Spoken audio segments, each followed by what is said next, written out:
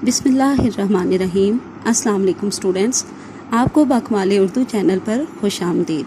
Students, हम जमात नाहुम की नई उर्दू की दरसी किताब में से सबक नंबर 3 भेड़िया पढ़ रहे हैं।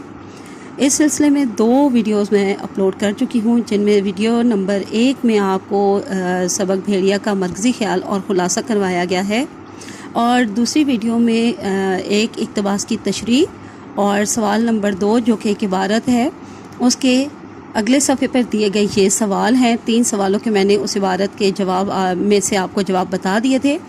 चौथा सवाल रह गया था, इबारत की रोशनी में बताइए कि भेड़िया की अलामत किस इंसानी जज्बे की अक्कासी करती है। तो इसमें ये सबसे पहला वाला जो ऑप्शन है, डर खौफ की, तो ये करेक्ट ऑप्शन है। ठीक है, अब आगे हम सवाल नंबर 3 देख लेते हैं। अफसाना भेड़िया आपने पढ़ा, इसमें मौजूद मुख्तलिफ़ मालूमात और तसव्वुरात को अख़ज़ करें और इन्हें अपने अल्फाज में इस्तेमाल करें।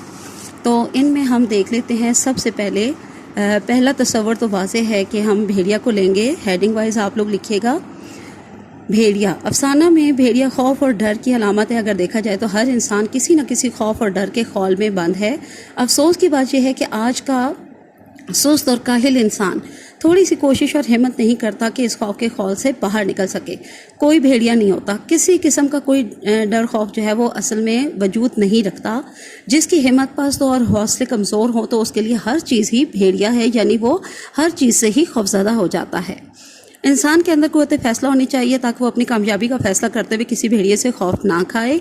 आज का अगर देखा जाए ना तो पूरा मुआशरा ही ऐसे खौफ की लपेट में है। अच्छा, दूसरा तसव्वुर, जादू का दरख्त। जादू का दरख्त असल में एक तसव्वुराती दरख्त है, यानी कि एक पनाहगाह है जहाँ पे मुसन्निफ या मरकज़ी किरदार जो है वो अपने आप को बैठा महसूस कर रहा है या पनाह लिए हुए महसूस कर रहा है। मुसन्निफ ने साबिक़ हैसियत लोगों की ज़िंदगी के एक हिस्से को जादू का दरख्त कहा है जहाँ हर चीज़ मुयस्सर है। ये दरख्त दुनिया की तमाम ज़रूरियात और ख्वाहिशात पूरी होने के बावजूद भी क़ल्बी सुकून और रूहानी आज़ादी जैसी नेमत से महरूम है। मुराद ये है कि सुकून और आज़ादी दुनिया की तमाम ज़रूरियात और ख्वाहिशात पूरी हो जाने से भी मुयस्सर नहीं होते, ये कुर्बानी मांगते हैं। अल्लामा इकबाल ने फरमाया, जैसे मरना नहीं आता उसे जीना नहीं आता। अब तीसरा तसव्वुर देखते हैं जो कि है एक खौफज़दा शख्स का। जिस शख्स के असाब पर किसी भी चीज़ का खौफ हावी हो, यानी कि वो खौफज़दा हो या उसके ऊपर खौफ जो है वो तारी हुआ हो, वो हवा के चलने से भी बाज़ औक़ात खौफज़दा हो जाता है और हर वक्त ही वो डरा डरा और सहमा सहमा रहता है। अब चौथा तसव्वुर देखते हैं, वो है एक नफ्सियाती मरीज़ का। जिन्होंने अपने दिमाग में खौफ पाला हुआ होता है ना, वो नफ्सियाती मरीज़ कहलाते हैं। जैसे भेड़िया भूख से मर जाए, भेड़िए को बद्दुआएँ देना, भेड़िए के दिमाग में उठने वाली हर सोच, हर बात को वक्त से पहले भांप जाना यानी कि जान जाना। जैसे आखिर अपनी कोशिश में कामयाब हो ही गया। अगला जुमला देखिए, हर वक्त दरख्त से टकराता रहता है। शायद उसका ये ख्याल है कि इस तरह मैं दरख्त से नीचे गिर पड़ूंगा या दरख्त टूट जाएगा, मगर मैंने हर वक्त दरख्त की शाखों को मजबूती से पकड़ा होता है। अब हम देखते हैं तसव्वुर नंबर 5, हिम्मत, कोशिश और कुर्बानी। आखिरकार मुसन्निफ और उसका दोस्त ये समझ चुके थे कि हिम्मत और कोशिश के बगैर और कुर्बानी दिए बगैर आज़ादी का हुसूल नामुमकिन है। इसलिए उन्होंने जान पर खेलकर आज़ादी जैसी अनमोल नेमत को हासिल कर लिया। जी, ये सवाल नंबर 3 हमारे मुकम्मल हुए। अब हम सवाल नंबर 4 को देख लेते हैं। पढ़े गए सबक भेड़िया के मतन दर्ज में से दर्ज झेल हिस्से को दोहराते हुए हवालों और दलाइल के साथ इज़हार राय करें। जी, तो इसका जवाब क्या है? इसका ये जवाब होगा, जब मुसन्निफ ने आज़ादी को अपनी ज़िंदगी से बेहतर समझा और आज़ादी हासिल करने के लिए अपनी जान देने के लिए भी तैयार हो गया, तो तब उसे इस खौफ के भेड़िए से आज़ादी मिली।